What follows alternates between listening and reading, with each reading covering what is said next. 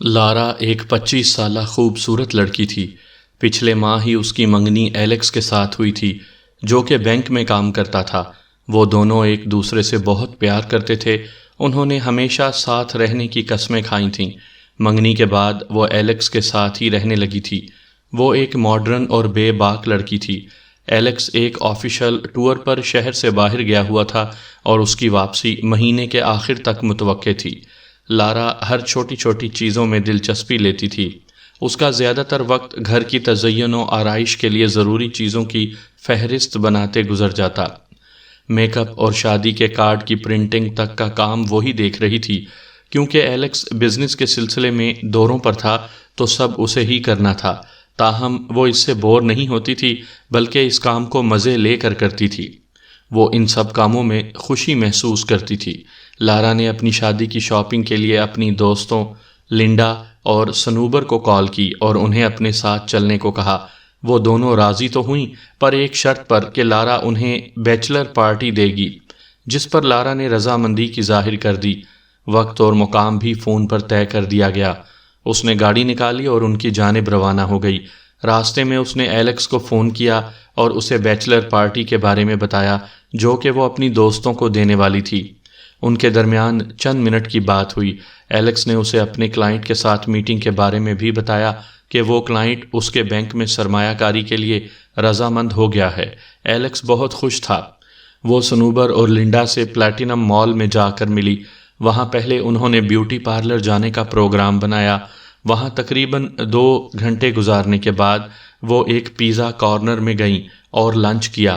اس کے بعد وہ مال کی 4تھی منزل پر پہنچ گئیں، جہاں پر شاپنگ کی شاندار شاپس تھیں۔ وہاں موجود سامان ان کی سوچ سے بھی زیادہ مہنگا تھا۔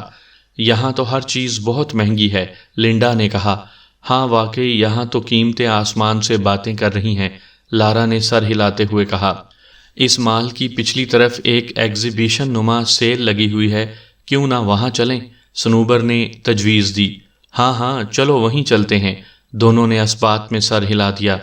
وہ لفٹ سے نیچے پہلی منزل پر آئیں اور پیدل چلتے ہوئے اس نمائش میں پہنچ گئیں۔ وہاں پہنچ کر انہیں ایسا لگا جیسے وہ جنت میں آ گئی ہوں۔ وہاں ہاتھ سے بنی اشیاء، مصنوعی زیورات، نایاب اور پرانے آئٹم موجود تھے۔ دلکش اشیاء سستی اور اچھی قیمت پر دستیاب تھیں۔ وہ وہاں آ کر بہت پرجوش تھیں۔ دیر تک وہاں شاپنگ سے لطف اندوز ہوتی رہیں۔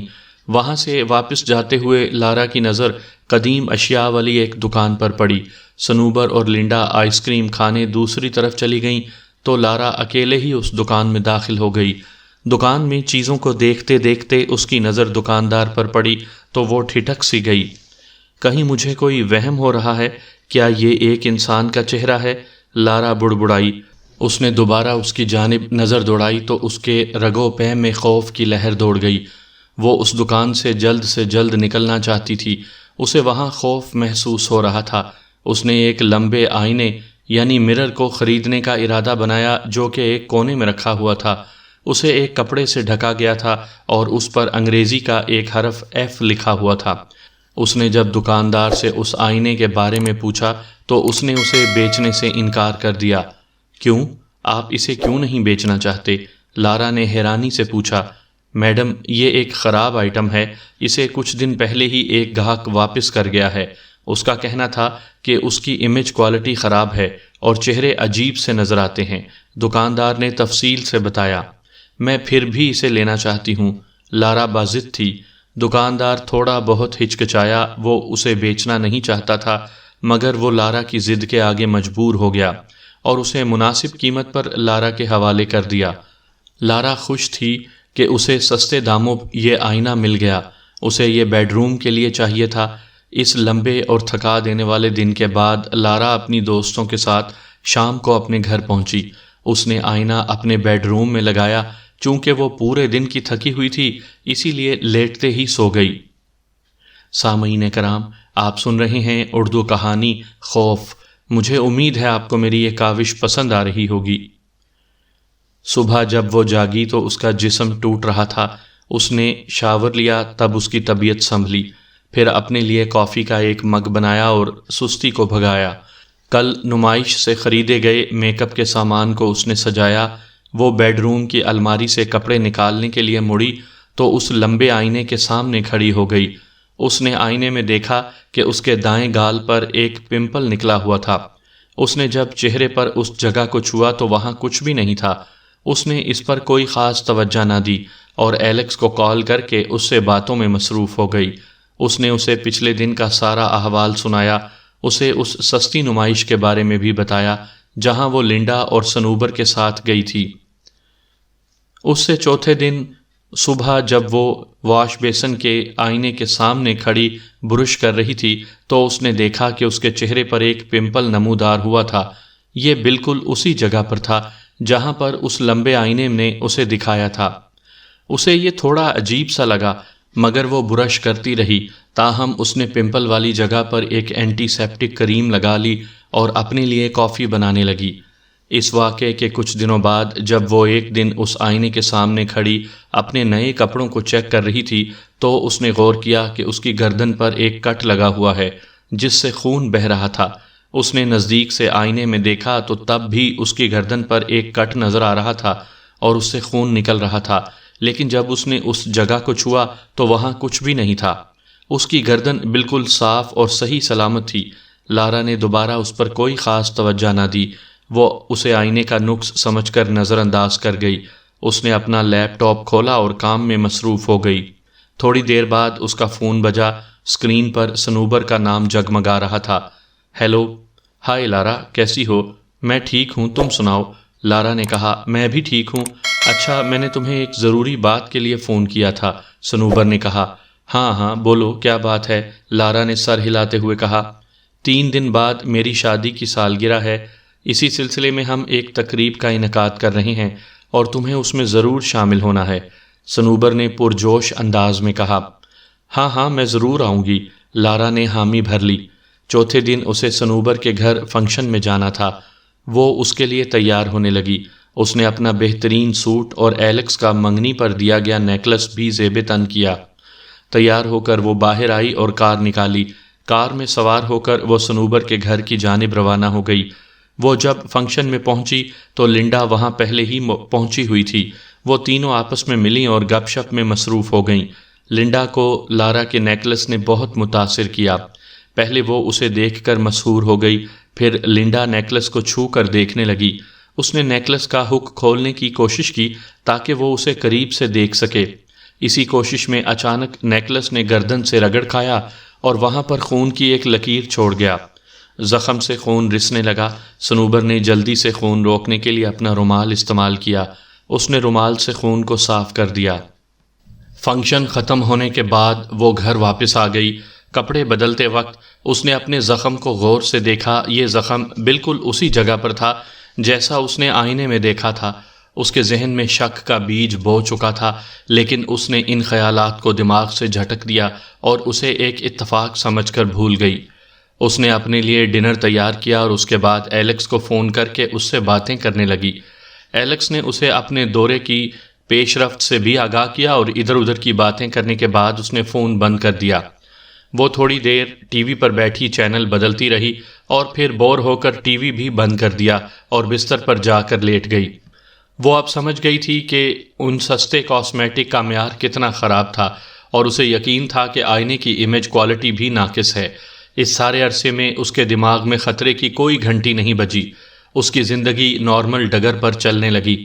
اس نے اپنی دوست کے ہاں جانے کا پروگرام بنایا، نئے کپڑے پہنے اور میک اپ کیا۔ تیار ہو کر ایک نظر خود کو دیکھنے کے لیے وہ آئینے کے سامنے کھڑی ہو گئی، لیکن وہ یہ دیکھ کر حیران رہ گئی کہ اس کے سر پر سفید بال جھلک رہے تھے اور ماتھے پر ایک کالا سا نشان بھی بنا ہوا تھا۔ بالوں کی تعداد کوئی 40 سے 50 کے درمیان رہی ہوگی، مگر اتنے بال اسے پریشان کرنے کے لیے کافی تھے۔ اس نے اپنی آنکھوں کو ملا مگر یہ اب آئینے میں صاف دکھائی دے رہا تھا۔ اس نے جلدی سے واش بیسن کے چھوٹے شیشے کے سامنے کھڑے ہو کر اپنے آپ کو دیکھا تو اس کے سر پر کچھ نہیں تھا، نہ ہی کوئی سفید بال اور نہ ہی کوئی نشان۔ اس نے چہرے کو صحیح طرح سے رگڑ کر دھویا اور دوبارہ چھوٹے شیشے میں دیکھا تو اب 1-2 سفید بال دکھائی دے رہے تھے۔ وہ بھی شاید اس نئے شیمپو کی وجہ سے ہو گئے ہوں گے جو اس نے لگایا تھا، مگر وہاں اب کوئی نشان نہیں تھا۔ لارا کو اب پریشانی ہونے لگی تھی کہ پتہ نہیں اس کے ساتھ کیا ہو رہا ہے۔ اس کے دماغ میں طرح طرح کے خیالات جگہ بنانے لگے، مگر اس نے ایک بار پھر انہیں دماغ سے جھٹک دیا۔ چوتھے دن اسے ایک تلخ حقیقت کا سامنا کرنا پڑا۔ اس آئینے کی تصویر سچ ثابت ہو رہی تھی۔ اس کے چہرے پر واقعی سفید بال اگ گئے تھے اور ماتھے پر بدنما کالا نشان دور سے ہی نظر آ رہا تھا۔ وہ ہل سی گئی اور اس پر خوف طاری ہونے لگا۔ لگاتار تیسری بار ہونے والے ان واقعات کو اب اتفاق تو نہیں کہا جا سکتا۔ اس خوف پر قابو پانے کے لیے اس نے باہر جانے کا پروگرام بنایا۔ اس نے ساری لائٹس بجھائیں اور دروازے کو لاک کر دیا۔ وہ اپنے فلیٹ سے باہر آئی اور قریبی سینما گھر کی جانب بڑھ گئی۔ سینما میں نئی فلم لگی ہوئی تھی۔ اس نے فلم کو پوری طرح انجوائے کیا۔ جب وہ سینما گھر سے باہر نکلی تو بالکل فریش تھی اور اس کا موڈ اب بالکل ٹھیک ہو چکا تھا۔ لارا واپس اپنے فلیٹ میں آئی اور جیسے ہی دروازہ کھولا اسے احساس ہوا کہ اس کے بیڈ روم کی بتی جل رہی تھی۔ یہ کیا؟ اسے تو میں نے بند کیا تھا، وہ بڑبڑائی۔ لگتا ہے یہاں کوئی چوری کے ارادے سے داخل ہوا ہے۔ یہ خیال آتے ہی اس کے رونگٹے کھڑے ہو گئے۔ وہ احتیاط سے دھیرے دھیرے قدم رکھتی ہوئی بیڈ روم کی جانب بڑھی۔ اس نے اندر جھانکا تو اندر کوئی نہیں تھا۔ وہ کمرے میں داخل ہوئی۔ کمرے میں گرماہٹ کا احساس ہو رہا تھا، ایسا جیسے تھوڑی دیر پہلے یہاں کوئی موجود تھا۔ اس نے خاموشی سے اپنے کپ بورڈ اور دوسری اشیاء کا جائزہ لیا، آیا کہ کوئی چیز چوری تو نہیں ہوئی۔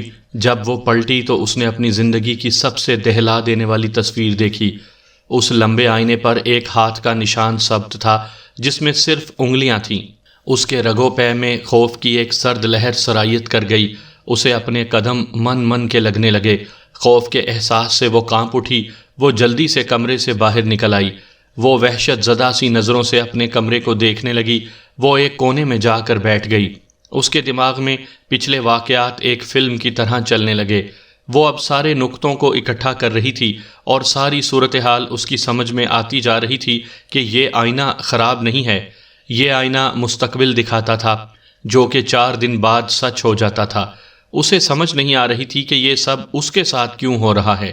یہ آئینہ اس کے ساتھ ہونے والے واقعات کو بالکل صحیح کیسے دکھا رہا تھا۔ اس نے لوہے کی ایک راڈ ہاتھ میں پکڑی۔ اس کا جسم ابھی ہلکا ہلکا کانپ رہا تھا۔ اس نے راڈ پر اپنی گرفت مضبوط کی اور زور زور سے آئینے کو ضربیں لگائی۔ اتنی ضربیں لگانے کے بعد بھی آئینے کے صاف شفاف سطح پر ایک خراش بھی نہیں آئی۔ وہ لگاتار آئینے پر ضربیں لگاتی رہی۔ اچانک ایک عجیب بات ہوئی۔ آئینے میں چند سیکنڈ کے لیے کسی چہرے کا عکس نمودار ہوا جو کہ بالکل واضح دیکھا جا سکتا تھا۔ یہ اس شخص کے عکس جیسا تھا جس نے اسے یہ آئینہ بیچا تھا۔ اس چہرے پر ایک عجیب سی مسکان تھی اور وہ چند لمحوں میں غائب ہو گیا۔ لارا یہ دیکھ کر گھبرا گئی اور پیچھے مڑی تو لڑکھڑا کر فرش پر گر پڑی۔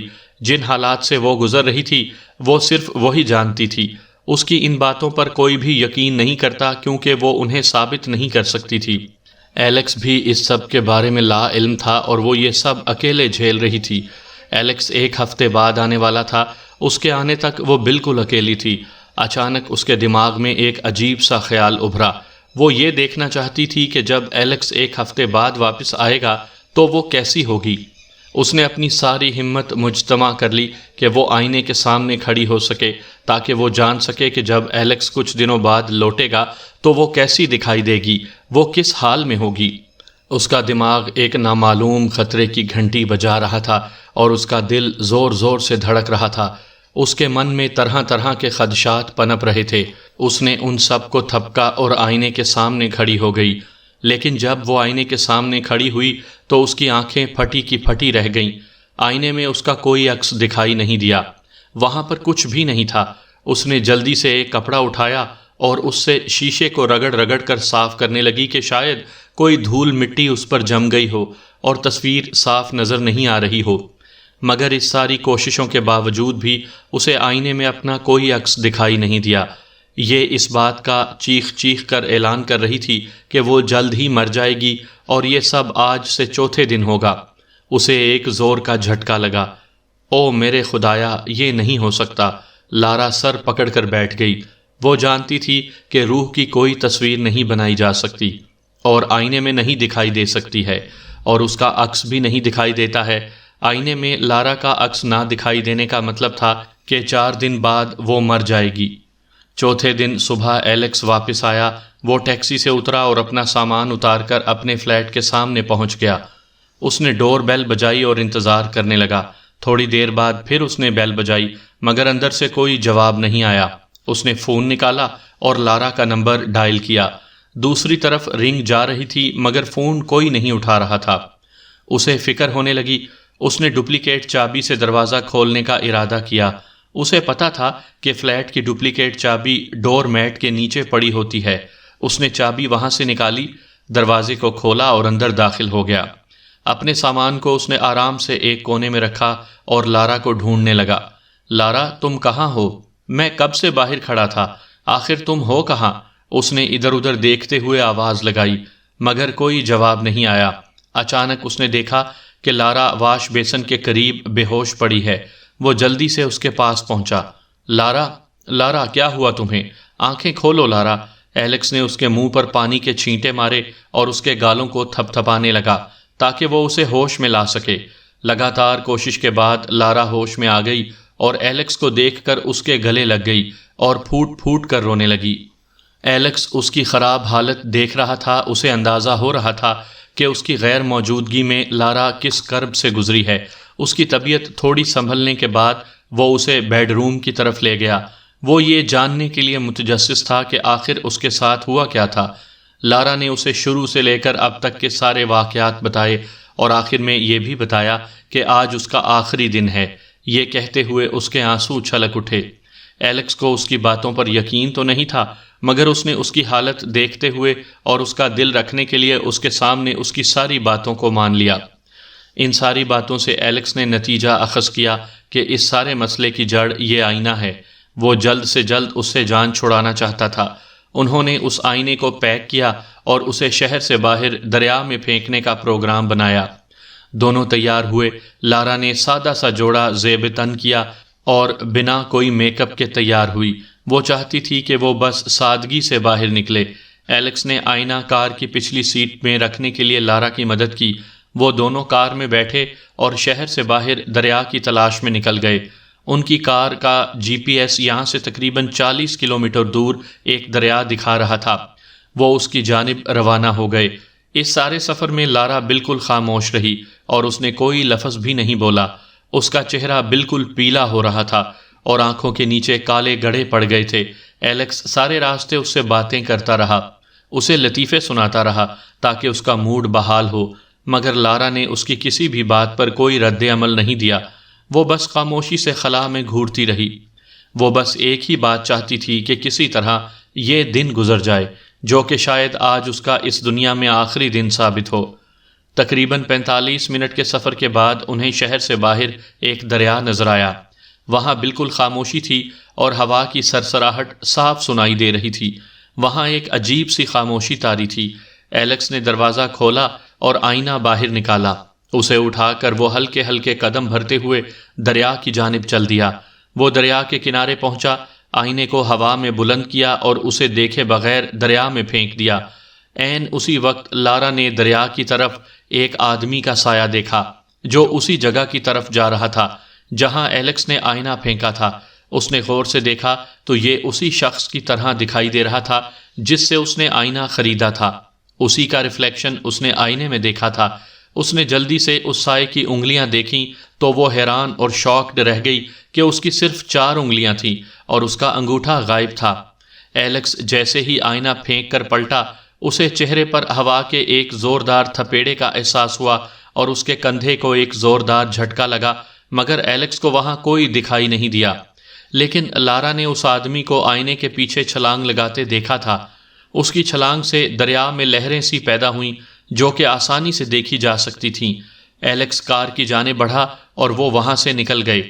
ماحول کے تناؤ کو کم کرنے کے لیے اس نے کار کا میوزک پلیئر چلا دیا۔